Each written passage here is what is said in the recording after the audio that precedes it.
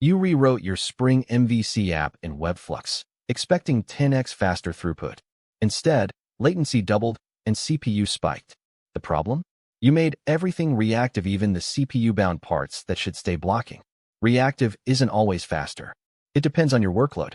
You migrate a monolith to Spring WebFlux expecting massive gains.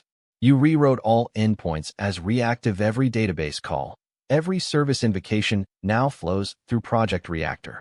Launch day arrives. Performance testing shows response times doubled from 80 milliseconds to 180 milliseconds. CPU usage is at 95%. Throughput dropped 40%. Your team is confused. WebFlux is supposed to be faster. What went wrong?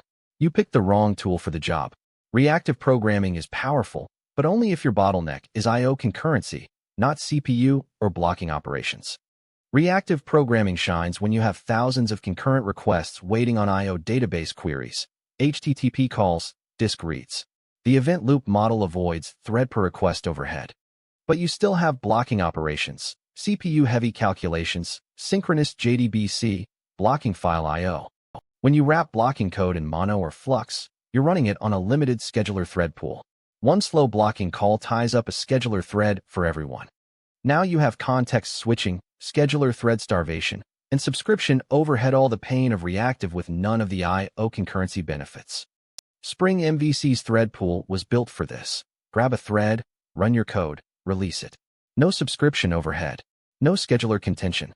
Reactive shines at scale only when everything downstream is truly non-blocking.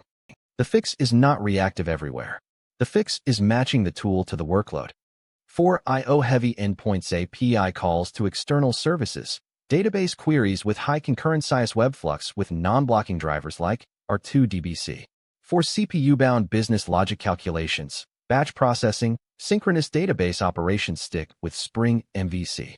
If you must mix, use WebFlux as the gateway and route CPU work to a separate thread pool via schedulers that bound at Elastic or keep it in MVC. Measure before you rewrite.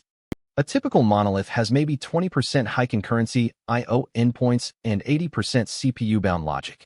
Rewriting the 80% to reactive will make things slower. Use the right tool for each layer. From 180 milliseconds latency, 95% CPU, 40% throughput loss down to 85 milliseconds latency, 45% CPU, 2x throughput. 50% faster response time by keeping CPU work in Spring MVC and WebFlux only for I/O. If you want to detect these kinds of issues automatically in your Java apps, check out joptimize.io. Subscribe for more Java performance, architecture, and security tips.